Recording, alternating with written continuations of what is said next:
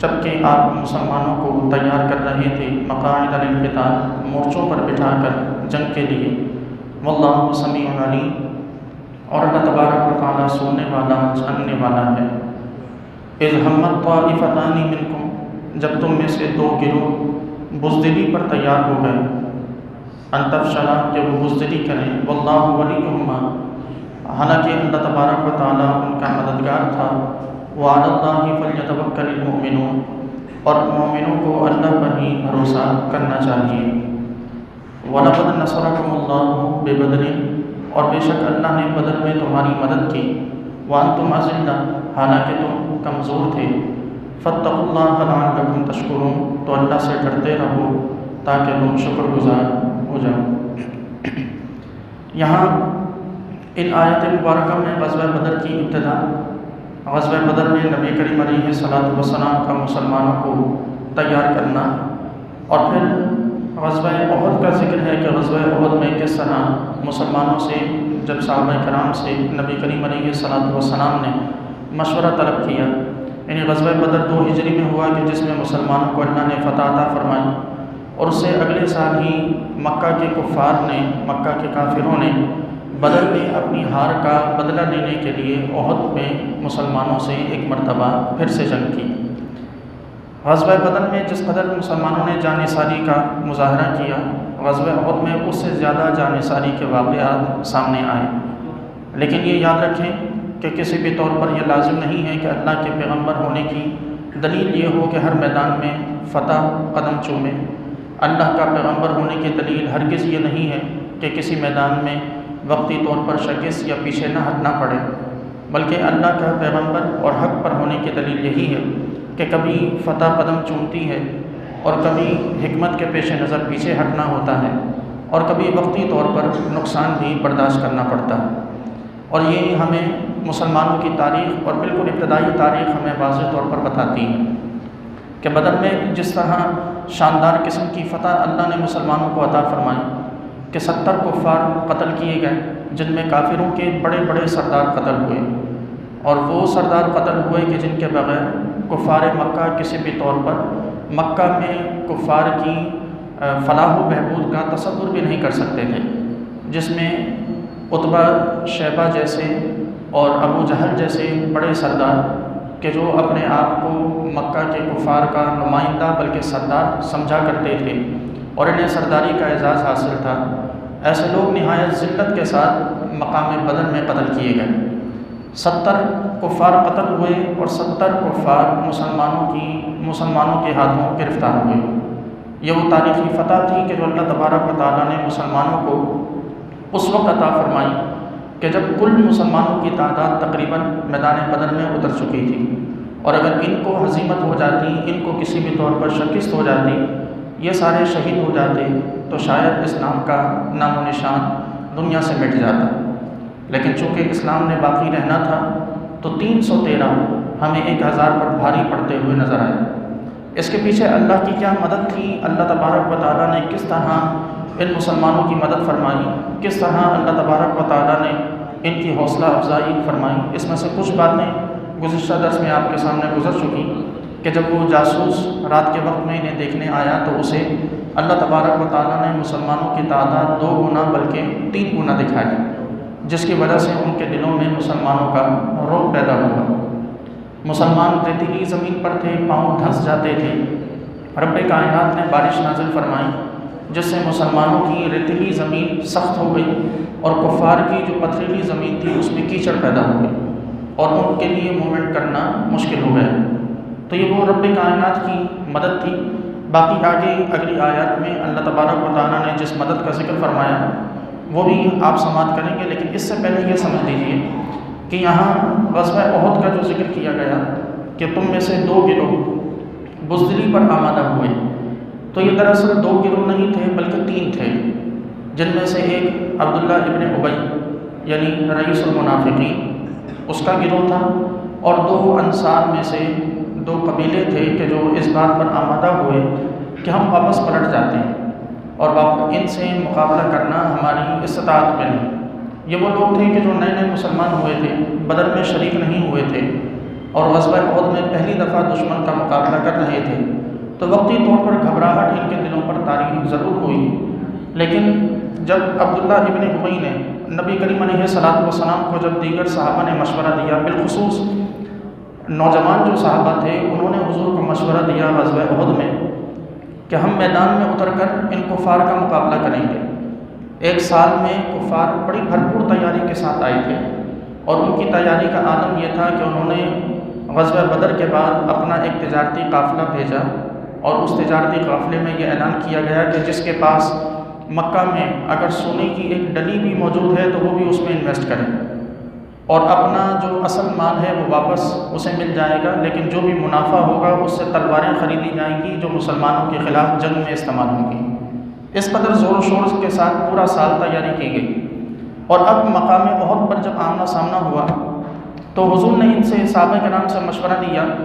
تو یہاں صحابہ کرام میں سے جو اکابر صحابہ تھے، جو بزرگ صحابہ تھے، انہوں نے مشورہ دیا کہ یا رسول اللہ ہم مدینہ میں چلتے ہیں، اور مدینہ میں ہمارا اپنا شہر ہے، ہماری اپنی زمین ہے، ہم وہاں مدینہ میں چل کر دفاعی جنگ لڑیں، تاکہ دشمن کی تعداد جو ہے وہ 3000 سے زائد ہے اور مسلمانوں کی تعداد 1000 سے بھی کم، تاکہ ہم اپنے شہر میں اپنے آپ کو مضبوط کریں۔ اور پھر دوسرا یہ کہ اس وقت تک ان سے یعنی یہودیوں سے میثاق ہو چکا تھا، یعنی ان سے معاہدہ ہو چکا تھا، اور یہودی پابند تھے کہ اس معاہدے کی روح سے وہ مسلمانوں کی مدد کریں، تو انہیں مسلمانوں کو یہ امید تھی کہ اگر ہم مدینہ میں رہ کر جنگ کریں گے تو یہ یہودی بھی ہمارے ساتھ کھڑے ہو کر مدینہ کے دفاع کے لیے جنگ کریں گے، یوں افرادی قوت بڑھ جائے گی۔ ان کا مشورہ یقیناً اپنی جگہ درست تھا، اور قریب تھا کہ حضور ان کا مشورہ مان لیتے، لیکن جو نوجوان صحابہ تھے حضور نبی کریم علیہ السلام کے سامنے انہوں نے جو مشورہ رکھا وہ یہ کہ یا رسول اللہ ہم اگر پیچھے ہٹ گئے اور شہر میں چلے گئے تو کفار یہ سمجھیں گے کہ ہم سے گھبرا رہے ہیں، ہم کسی بھی طور پر یہ ظاہر نہیں کرنا چاہتے کہ ہم ان کے سامنے کمزور ہیں، تو اللہ تبارک و تعالیٰ پر توکل کرتے ہوئے ہمیں یہ چاہیے کہ ہم آگے بڑھ کر میدان میں ہی ان کا مقابلہ کریں۔ نبی کریم علیہ الصلوۃ والسلام نے ان نوجوان صحابہ کی دل جوئی کے لیے، ان کی بات کو رکھنے کے لیے حضور اکرم علیہ السلام نے فیصلہ فرمایا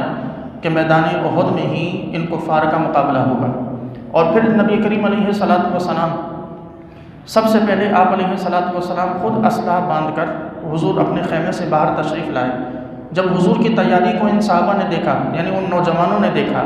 تو انہیں اپنی بات پر شرمندگی ہوئی کہ ہماری وجہ سے نبی کریم علیہ الصلوۃ والسلام میدان جہاد میں اتر رہے ہیں، خدا نہ خواستہ کوئی تکلیف پہنچ جائے تو عذر ہم پر آئے گا۔ تو انہوں نے عرض کی یا رسول اللہ ہم اپنی بات سے رجوع کرتے ہیں، آپ مدینہ واپس چلیے اور مدینہ چل کر ان سے دفاعی جنگ لڑیں گے۔ نبی کریم علیہ الصلوۃ والسلام نے ارشاد فرمایا کہ اللہ کا پیغمبر، اللہ کا کوئی نبی جب ایک مرتبہ اسلحہ باندھ لیتا ہے تو پھر اس کی شان نہیں کہ وہ بغیر جنگ کے اسلحہ اتار دے۔ یہ حضور اکرم علیہ السلام کی بہادری بھی تھی، آپ علیہ الصلوۃ والسلام کا ان نوجوان مہاجرین پر دل جوئی کا ہاتھ رکھنا بھی تھا کہ انہیں یہ نہ لگے کہ وہ اس فیصلے میں اکیلے ہیں اور حضور نے صرف ان کی وجہ سے یہ فیصلہ کیا، انہیں یہ لگے کہ حضور کی رضامندی بھی اسی میں تھی کہ آگے بڑھ کر نبی کریم علیہ الصلوۃ والسلام یہی چاہتے تھے کہ آگے بڑھ کر میدان میں مقابلہ کیا جائے۔ اب اس موقع پر عبداللہ ابن ابی نے جو سب سے پہلا مشورہ دیا وہ یہ کہ ہم مدینہ واپس چلیں۔ جب نبی کریم علیہ السلام نے فیصلہ کیا کہ میدان میں رہ کر ہم نے جنگ لڑنی ہے، تو عبداللہ بن ابی، اس وقت مسلمانوں کی تعداد 1000 تھی، عبداللہ بن ابی نے جب یہ منافق نے جب یہ حضور کا فیصلہ سنا تو وہ یہ کہتے ہوئے پیچھے ہٹ گیا کہ ہم مدینے میں تو آپ کی حفاظت کے ذمہ دار ہیں، مدینے سے باہر آپ کی حفاظت ہمارے ذمے نہیں ہے، اور یہ کہہ کر وہ اپنے 300 لوگوں کو لے کر واپس پلٹ گئے۔ اب ذرا دیکھیں کہ 1000 کا لشکر ہو، 1000 لوگ ہوں، سامنے 3000 سے زائد لوگوں کا لشکر ہو، ان 1000 میں سے بھی 300 واپس پلٹ جائیں تو یقیناً کچھ نہ کچھ اثر ضرور پڑتا ہے، اور یہ اثر اس وقت 2 قبیلوں پر پڑا، بنو حارثہ اور ایک اور قبیلہ ہے، ان پر اثر پڑا، ان کے دلوں میں خوف طاری ہوا کہ 1000 تھے چلو سمجھ میں آتا تھا، اب تو 700 رہ گئے، اب مقابلہ کیسے ہوگا؟ لیکن انہوں نے اس بات کا اظہار نہیں کیا، وہ اس بات پر خوفزدہ ضرور ہوئے، چاہتے تھے کہ پیچھے پلٹ جائیں، لیکن جب نبی کریم علیہ السلام کو انہوں نے جنگی لباس میں دیکھا تو سارا خوف وہ ایک طرف رکھ کر حضور کے ساتھ کھڑے ہوئے اور ثابت قدم رہے۔ غزوہ احد میں نبی کریم علیہ السلام نے احد پہاڑ کو پیچھے رکھ کر مقابلہ کیا تو احد پہاڑ کے درمیان سے ایک وادی اتر رہی تھی، ایک ایسی جگہ تھی کہ جہاں سے کوئی بھی گروہ پیچھے سے آ کر حملہ کر سکتا تھا۔ حضور اکرم علیہ السلام نے 50 صحابہ کو وہاں مقرر فرمایا اور انہیں یہ حکم ارشاد فرمایا کہ اگر تم یہ دیکھو کہ ہم جیت گئے ہیں تو بھی نہ آنا،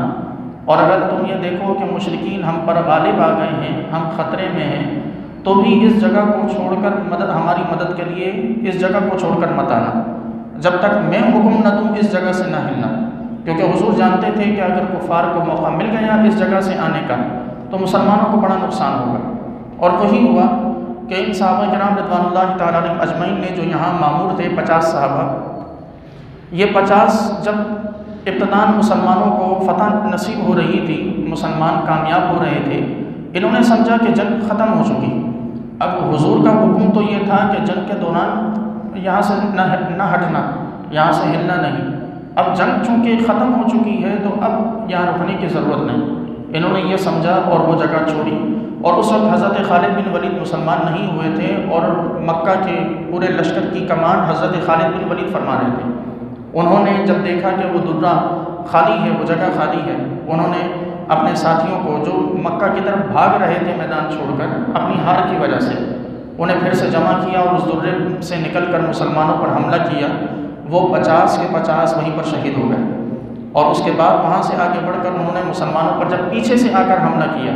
تو پھر مسلمانوں کی حالت میں تبدیلی آئی، یعنی پہلے جو جیت کی حالت میں تھے اب انہیں زیادہ نقصان اٹھانا پڑا، یہاں تک کہ حضور اکرم علیہ السلام کے مبارک ہونٹ، نچلا ہونٹ حضور کا وہ زخمی ہوا۔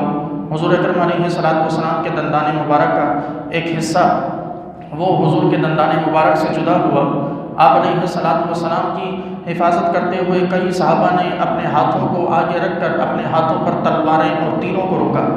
کئی صحابہ ایسے تھے کہ جو غزوہ احد میں اس قدر انہوں نے نبی کریم علیہ السلام پر جانثاری کا مظاہرہ کیا کہ ان کا جسم بعد میں ان کی لاش پہچانی نہیں جا رہی تھی، یہاں تک کہ ان میں سے ایک صحابی کی بہن نے انگلیوں کے پوروں سے پہچانا کہ یہ میرا بھائی ہے۔ اس قدر جانثاری کا،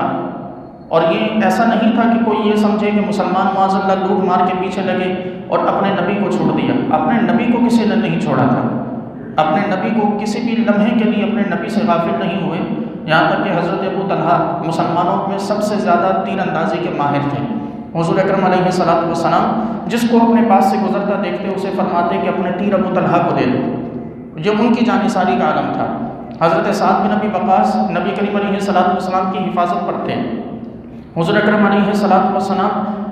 ان سے فرماتے اور انہیں تیر اٹھا کے اپنے ہاتھوں سے دے رہے تھے اور فرما رہے تھے کہ اے سعد تم پر میرے ماں باپ قربان، تیر چلا۔ یہ وہ مظاہر تھے کہ جو آسمان نے اس سے پہلے کبھی نہیں دیکھے ہوں گے کہ اپنے پیغمبر کی حفاظت کے لیے اتنی جان نثاری کہ جب پہلے تلواروں سے وار روکتے رہے، جب تلواریں ٹوٹ گئیں تو پھر لوگوں نے اپنے ہاتھوں کو آگے کر دیا اور اپنے ہاتھ حضور کے لیے ڈھال بنا دیے۔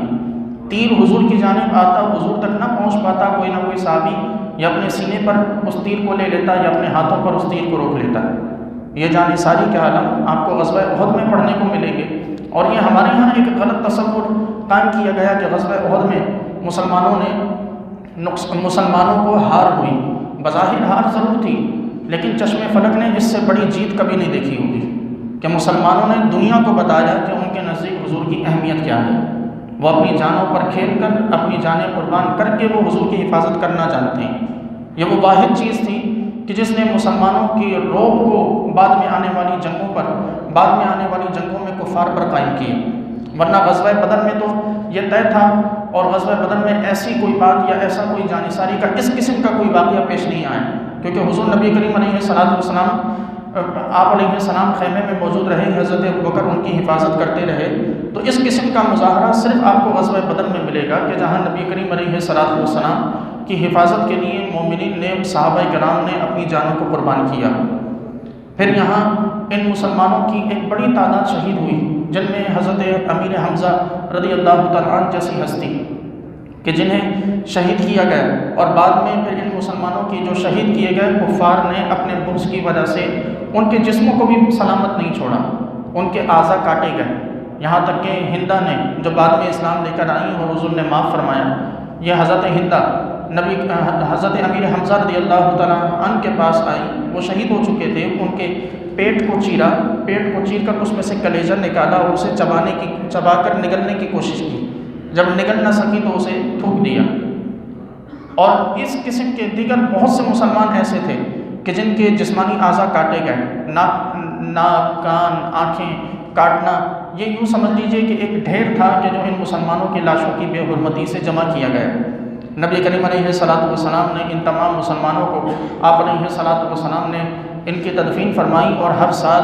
احد میں آپ علیہ السلام ان کے مزارات پر تشریف لے جاتے اور ان سے حضور نبی کریم علیہ السلام سلام بھی فرماتے اور آپ علیہ السلام ان سے باتیں بھی کیا کرتے تھے۔ یہ وہ دلیل ہے کہ نبی کریم علیہ السلام کی بارگاہ میں ان صحابہ کرام کے حوالے سے کوئی ایسی غلط فہمی نہ پالی جائے کہ بالعموم ہمارے ہاں یہ باتیں اچھالی جاتی ہیں کہ ان 50 صحابہ نے حضور کی حکم عدولی کی تو وہ تو جہنمی ہوئے۔ ہرگز ایسا نہیں، نبی کریم علیہ السلام نے ان 50 کو بھی بڑی عزت و تکریم کے ساتھ آپ علیہ السلام نے ان کی تدفین فرمائی اور ان کے لیے مغفرت کی دعا کی، کہ انہوں نے جو کام کیا تھا وہ اس کی تلافی اپنی جانیں قربان کر کے کر چکے تھے۔ وہ ایسا نہیں تھا کہ انہوں نے یہ کام کیا یعنی وہ اپنی جگہ سے ہٹے اور پھر کفار نے حملہ کیا تو وہ پیٹھ پھیر کے بھاگ گئے، انہوں نے پیٹھ پھیر دی ہو، ہرگز انہوں نے ایسا نہیں کیا، بلکہ انہوں نے جب انہیں اندازہ ہوا کہ انہوں نے حضور نبی کریم علیہ السلام کی بات نہ مان کر کتنی بڑی خطا ان سے سرزد ہوئی، تو انہوں نے اس خطا کی تلافی اپنی جانوں کو قربان کر کے ادا کی ہے۔ تو اس لیے لامحالہ ہم پر لازم ہے کہ ہم بھی ان تمام صحابہ سے عقیدت کا تعلق رکھیں کہ جو غزوہ احد میں نبی کریم علیہ السلام کے ساتھ لڑتے رہے، شہید ہوئے، یا وہ 50 افراد کے جو ایک درے پر مقرر کیے گئے اور نبی کریم علیہ السلام کے حکم کے باوجود وہ وہاں سے ہٹے اور انہوں نے اپنی جانوں کو قربان کیا۔ اب یہاں اللہ تبارک و تعالیٰ نے غزوہ بدر کا ذکر فرمایا، وَلَقَدْ نَصَرَكُمُ اللَّهُ بِبَدْرٍ، اللہ نے بے شک تمہاری مدد کی بدر میں، وَأَنْتُمْ أَذِلَّةٌ جبکہ تم کمزور تھے۔ مسلمانوں کی کمزوری کی کیفیت گزشتہ درس میں بیان کی جا چکی کہ ان کی تعداد کیا تھی، ان کے پاس اسلحہ کیا تھا،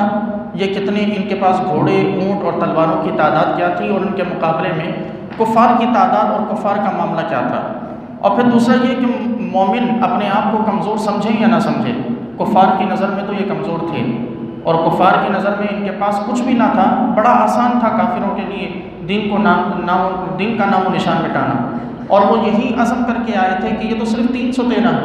یہ ہمارے ساتھ اور بھوکے پیاسے اور یہ ہمارے سامنے کتنی دیر ٹک سکیں گے۔ ان کا تو مقصد ہی یہی تھا کہ دین کا نام و نشان مٹا دیا جائے اور حضور اکرم علیہ السلام کو معاذ اللہ اس جنگ میں شہید کر دیا جائے۔ اللہ نے فرمایا کہ جب تم کمزور تھے ہم نے اس وقت تمہاری مدد کی۔ رب نے جو مدد فرمائی ان میں بارش کا ہونا، رب نے جو مدد فرمائی ان میں کفار کے دلوں پر ان کا رعب ڈالنا، رب نے جو مدد فرمائی اس میں نبی کریم علیہ السلام کا ان مسلمانوں کو خوشخبری دینا کہ فلاں کافر فلاں جگہ پہ مرا ہوگا، فلاں جگہ پہ مرا ہوگا۔ یہ دلیل تھی اس بات کی کہ کل ہم موجود ہوں گے ان کافروں کی لاشوں کو دیکھنے کے لیے، اور یہ مسلمانوں کے لیے بڑی تسلی کا باعث تھا کہ حضور نے فرمایا کہ فلاں کافر یہاں ہوگا، فلاں کافر یہاں ہوگا، یعنی کل ہم ہوں گے جو دیکھیں گے کہ فلاں کافر کہاں ہوگا۔ اور یہ ان کے لیے بڑا تسلی کا سامان تھا کہ حضور کی زبان سے نکل گیا کہ یہ کافر یہ کافر یہ کافر، سارے سرداروں کے نام حضور نے لے لیے تو اب ان کا مرنا تو پکا ہے۔ جب کفار کے سردار کا مرنا طے ہو گیا تو پھر کفار کا بقیہ لشکر ہمارا کیا کر لے گا، یہ ان کے لیے بڑی تسلی تھی۔ اور پھر سب سے بڑی مدد جو اللہ نے ارشاد فرمائی،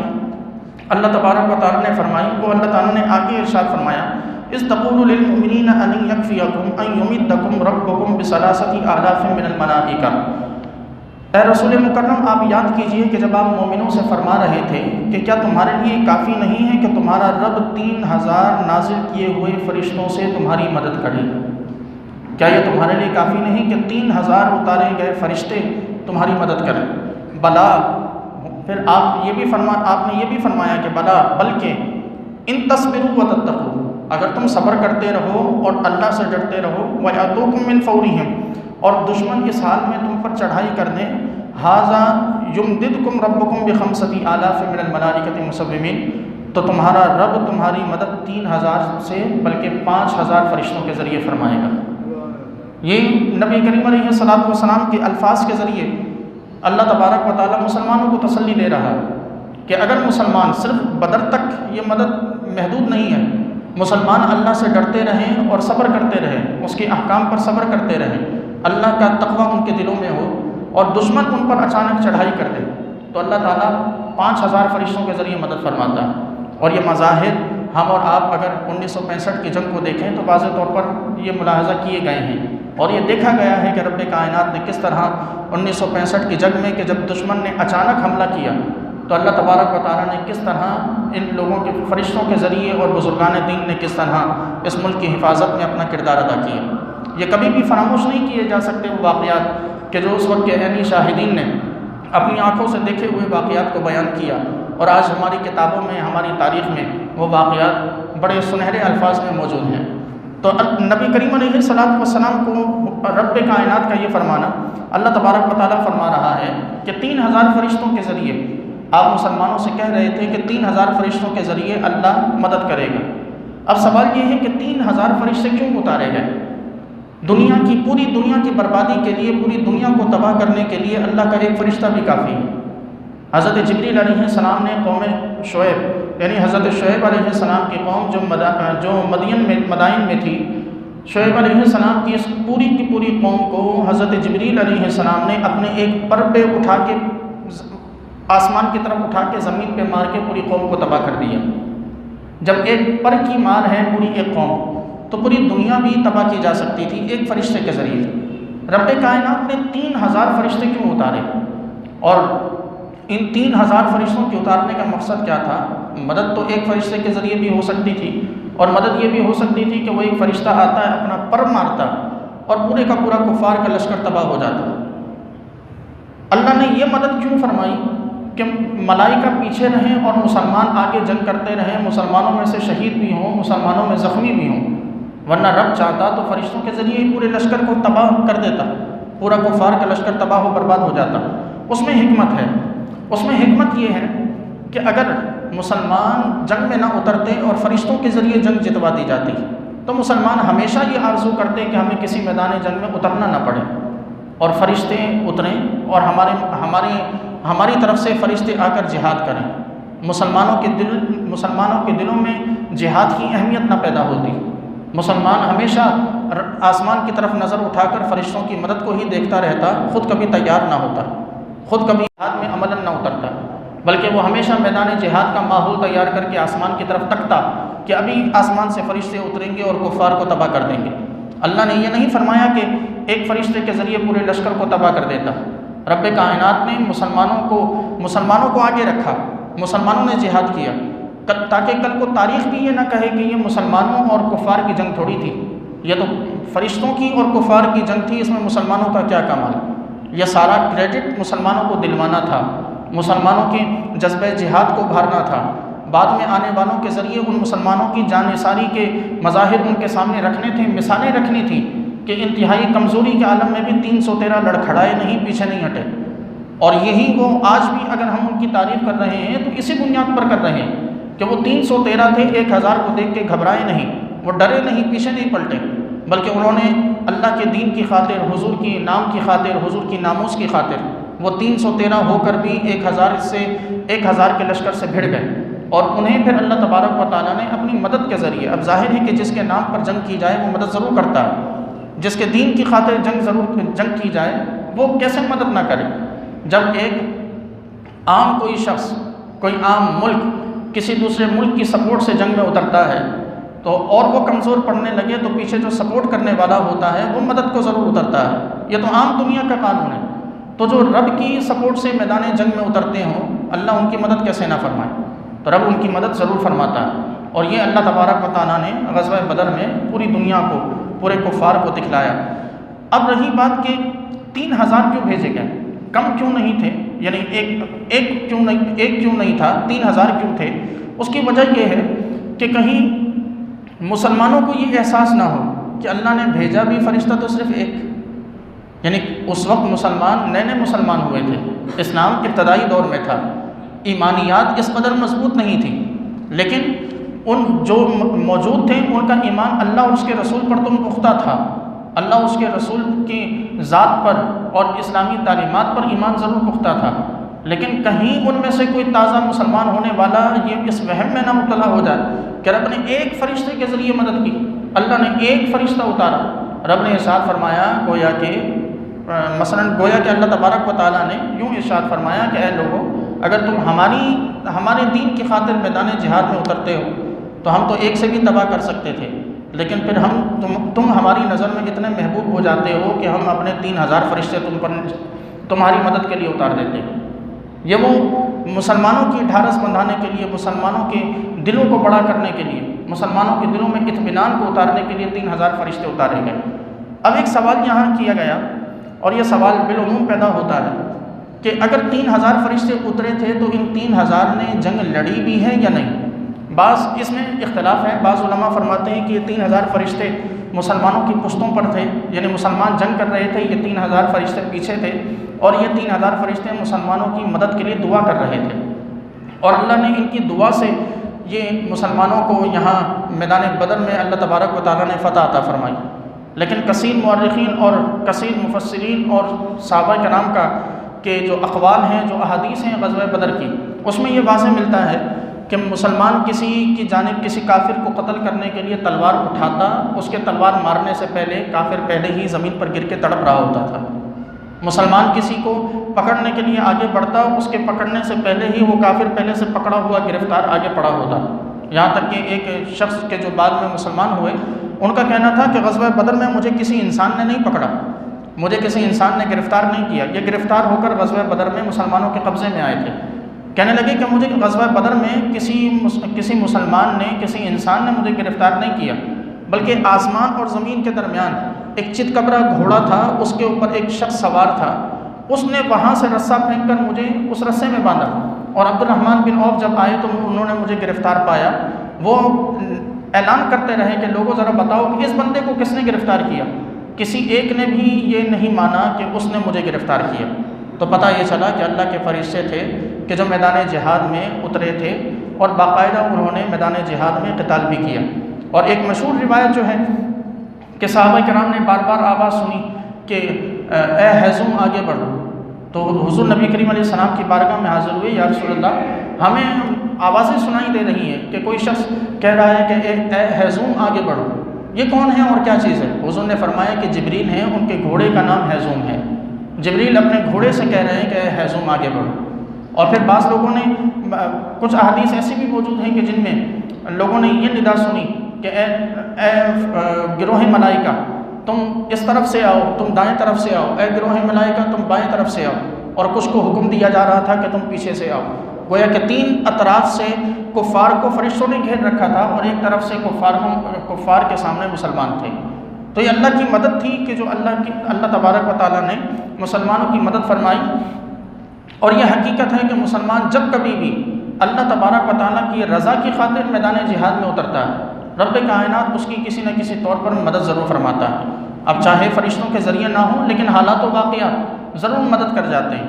غیب سے اس کی مدد کے اسباب مہیا کر دیے جاتے ہیں، اس کے ذہن میں ایسی باتیں ڈال دی جاتی ہیں، اس کے ذہن میں کافروں کی ایسی کمزوریاں اسے دکھا دی جاتی ہیں کہ وہ بڑی آسانی سے فتح یاب ہو جاتا ہے۔ ہر دور میں یہ ضروری نہیں ہے کہ آسمان سے فرشتے اتریں تو ہی ہم مانیں کہ اللہ نے مدد کی ہے۔ ہر دور میں یہ ضروری نہیں ہے کہ آسمان سے 3000 5000 10,000 ملائکہ کی جماعت اترے تو ہی مسلمان سمجھے کہ رب نے مدد کی۔ نہیں، اللہ کی مدد کی کئی صورتیں ہیں۔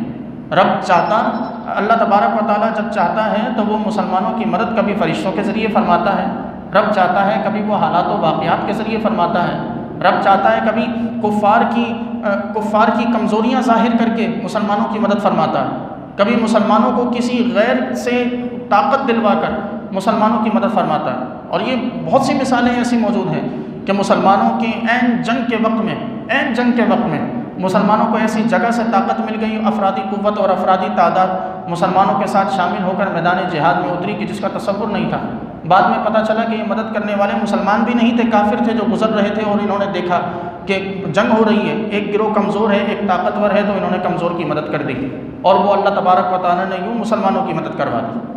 ایسے بہت سے واقعات ہمیں تاریخ میں ملتے ہیں کہ اللہ تبارک و تعالیٰ نے مدد کن حالات میں کس طریقے سے اللہ تبارک و تعالیٰ نے مسلمانوں کی مدد فرمائی۔ لیکن اس سب کے لیے ضروری ہے کہ کہ جذبہ جہاد ہو، محض مملکتیں بنانا، محض کسی ریاست پہ قبضہ کر لینا، محض کسی ملک کو تباہ و برباد کرنے کے ارادے اور نیتیں نہ ہوں، ورنہ ایسی فتوحات اگر مل بھی جائیں تو خاک میں مل جاتی ہیں۔ آپ نے چنگیز خان کا نام سنا، آپ نے الیگزینڈر یعنی اسکندر اعظم کا، سکندر اعظم جسے کہتے ہیں، آپ نے اس کا نام سنا ہوگا۔ ایسے بہت سے بادشاہ بخت نصر گزرا، آپ نے ان کا نام سنا ہوگا۔ یہ سارے وہ تھے کہ جن کا مقصد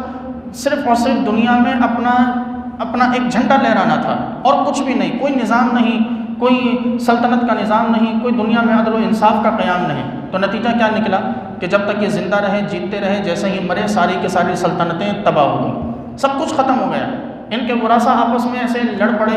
کہ ان کی ریاستیں جو پوری کی پوری قائم کی ہوئی تھی ساری تباہ و برباد ہو گئیں، مٹی میں مل گئیں۔ لیکن اس کے مقابلے میں آپ اگر دیکھیں کہ سب سے بڑی جو قوت مسلمانوں کی جو طاقت کی بنیاد پر ریاست قائم ہوئی، جو طاقت کی بنیاد پر، جو جنگ کی اور جہاد کے جذبے کی بنیاد پر جو ریاست قائم ہوئی، وہ 800 سال تقریباً 700 سال یا 800 سال وہ دنیا پر حکومت کرتی رہی۔ یعنی خلافت عثمانیہ کی میں بات عرض کر رہا ہوں کہ یہ وہ ریاست تھی کہ جو سراسر جذبہ جہاد کی بنیاد پر قائم کی گئی۔ اللہ تبارک و تعالیٰ نے اسے 700 سال 800 سال برقرار رکھا۔ تو اس قسم کی مثالیں ہمارے سامنے موجود ہیں کہ اللہ مدد انہی کی فرماتا ہے کہ جو اس کی رضا کی خاطر میدان میں اترتے ہیں، اور یہ لازمی نہیں ہے کہ مدد اترنے کے لیے میدان جہاد ہونا ضروری ہے۔ مدد اترنے کے لیے اکیلا تنہا بندہ بھی اگر اللہ کی رضا کی خاطر کہیں کھڑا ہو جائے، رب اس کی بھی مدد فرما دیتا ہے۔ اکیلا تنہا بندہ بھی اگر اللہ کے کلمے کی سربلندی کے لیے کھڑا ہو جائے، اللہ اس کو بھی وہ دوام عطا فرماتا ہے کہ جو ہم عام انسان سوچ بھی نہیں سکتے۔ آپ حضرات بزرگان دین کے کردار کو دیکھیں، ان میں سے بیشتر بزرگان دین وہ تھے کہ جو میدان جہاد میں نہیں اترے، لیکن اللہ نے ان کے ذکروں کو دوام دیا، ان کے ذکروں کو، ان کے ناموں کو دوام بخشا۔ آج دنیا ان کے نام لیتی ہے۔ وجہ کیا تھی کہ وہ تنہا اللہ کے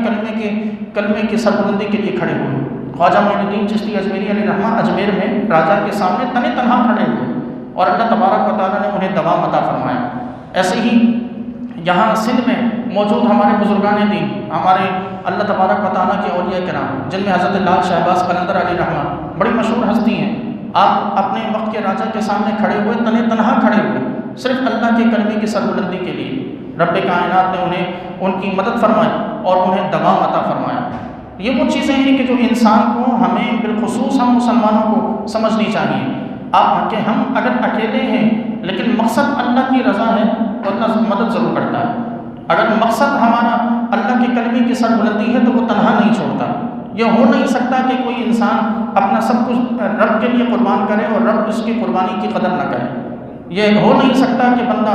اپنے آپ کو قربان کرنا چاہے اور اللہ کے دین کی سربلندی چاہے اور اللہ تبارک و تعالیٰ اس کی مدد نہ کرے۔ لیکن میں پھر عرض کر رہا ہوں، مدد صرف یہ نہیں ہے کہ فرشتے اتارے جائیں، مدد صرف یہ نہیں ہے کہ آسمان سے بارشیں ہوتی رہیں۔ وہ رب ہے، وہ اپنی حکمتوں سے اپنے علم کے مطابق بہتر جانتا ہے کہ اس شخص کی مدد کس طرح بہتر طریقے سے کی جا سکتی ہے۔ ممکن ہے کہ جب ہم بارش کی تمنا کر رہے ہوں وہ بارش ہمارے لیے نقصان دہ ہو، رب اس لیے نہ نازل کر رہا ہو۔ ممکن ہے کہ ہم آسمان سے فرشتوں کی تمنا کر رہے ہوں اور آسمان سے وہ ان فرشتوں کی ہمیں ضرورت ہی نہ ہو، اللہ کسی اور ذریعے سے ہماری مدد کر رہا ہو۔ تو اس لیے ہمیں واضح طور پر اپنے آپ کو، اپنے تمام تر بھروسہ اور اعتماد و یقین اللہ کی ذات پہ رکھنا ہمارے لیے ضروری ہے۔ پھر فرمایا کہ ما جعلہ اللہ الا بشریٰ لکم ولتطمئن قلوبکم بہ، اور اللہ نے اس امداد کو صرف تمہیں خوشخبری دینے کے لیے اور تمہارے دلوں کو مطمئن کرنے کے لیے تیار کیا۔ ومن نصر الا من عند اللہ العزیز الحکیم، اور یہ جو مدد تھی یہ اللہ کی جانب سے تھی کہ جو غالب و حکمت والا ہے۔ لیقطع طرفا من الذین کفروا، تاکہ، اور اس مدد کا باعث یہ تھا کہ اللہ کافروں کے ایک بڑے گروہ کو کاٹ کے رکھ دے، او یکبتہم، یا انہیں شکست خوردہ کر دے، فَيَنْقَلِبُوا خَائِبِينَ، اور وہ رسوا ہو کے واپس پلٹ جائیں۔ اور یہی ہوا مقام بدر میں کہ کوئی تصور نہیں کر سکتا تھا کہ 1000 کا لشکر ہو، 313 اس کے مقابلے میں ہو، پھر ان 313 میں سے صرف 14 لوگ شہید ہوں۔ یہ حیرت کی بات ہے، 313 کو اگر 1000 چاروں طرف سے بھی گھیر دیں تو 313 کا نام نہ بچے، ان کا نام و نشان ختم ہو جائے۔ 313 1000 کے مقابلے میں کتنی کم تعداد ہے، لیکن وہ 300 لوگ، ان میں سے صرف 14 لوگ شہید ہوتے ہیں، اور وہ جو 1000 تھے ان میں سے 70 قتل کر دیے جاتے ہیں اور 70 گرفتار ہو جاتے ہیں۔ یہ اللہ تبارک و تعالیٰ کی مدد ہی ہے کہ رب نے انہیں ان کفار کو جو اپنی تعداد پر بڑا ظلم کر رہے تھے، جو اپنی تعداد پر بڑا فخر پر غرور کر رہے تھے، اللہ تبارک و تعالیٰ نے انہیں ایسی شکست دکھائی، ایسی ہار دکھائی کہ وہ جب مکہ واپس پہنچے تو کئی عرصے تک، ایک لمبے عرصے تک وہ مکہ میں اپنے گھروں میں ہی انہوں نے خود کو قید رکھا۔ وہ گھروں سے باہر نہیں آتے تھے شرمندگی کی وجہ سے، وہ گھروں سے باہر نہیں نکل پاتے تھے کہ لوگ کیا کہیں گے کہ ہم 313 سے ہار کے آ گئے، لوگ کیا کہیں گے کہ ہم اپنے بڑے بڑے سرداروں کو کٹوا کے آ گئے۔ وہ اس شرمندگی کی وجہ سے باہر نہیں نکلتے تھے، یہاں تک کہ اس شرمندگی کو مٹانے کے لیے انہوں نے یہ قسمیں کھائیں کہ اگلے سال ہم ان مسلمانوں سے بدلہ لیں گے، اور اگلے سال پھر احد کے مقام پر پھر مسلمانوں سے ان کی دوبارہ سے جنگ ہوئی۔ تو اس لیے ہمیں یہ سمجھنے کی ضرورت ہے کہ رب تعالیٰ تعداد نہیں دیکھتا، اللہ تعالیٰ کے ہاں تعداد کوئی میٹر نہیں کرتی۔ آپ کم ہوں، آپ کی تعداد بھلے دشمن کے مقابلے میں بہت کم ہو، رب اخلاص دیکھتا ہے۔ اگر دل میں اخلاص ہے تو تعداد کی کمی اللہ خود پوری کر دیتا ہے۔ رب تعالیٰ کی بارگاہ میں نیتیں دیکھی جاتی ہیں۔ آپ اکیلے دین کی تعلیم کے لیے کھڑے ہوئے ہیں، آپ اکیلے دین کے نفاذ کے لیے کھڑے ہوئے ہیں، اگر آپ کی نیت میں اخلاص ہے تو آپ 1000 کے برابر ہیں، اور اگر آپ 1000 کھڑے ہیں اور نیتوں میں فطور ہے تو ایک شخص بھی آپ کو شکست دے دے گا، ہرا دے گا۔ لیکن اگر اکیلے ہیں، 1000 مقابلے میں ہیں، تو رب آپ کی 3000 سے مدد کر کے آپ کو 1000 کے مقابلے میں فتح عطا فرما دے گا۔ یہ رب کا اصول ہے۔ اس کی بارگاہ میں تعداد نہیں دیکھی جاتی، تعداد میٹر نہیں کرتی، اس کی بارگاہ میں دلوں کا تقویٰ اور اخلاص دیکھا جاتا ہے۔